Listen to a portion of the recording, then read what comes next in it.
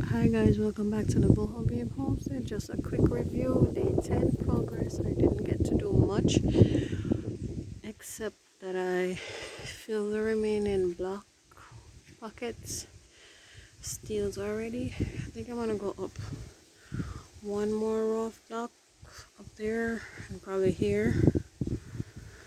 That one is fine.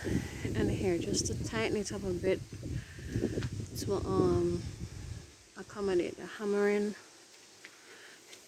My intentions today was to cut some steel for the lintel, some rebar for the lintels, but it's about to rain, so I'm just gonna feed the animals and head back and do it another day, because it doesn't make any sense I get stuck in the rain and not doing anything here.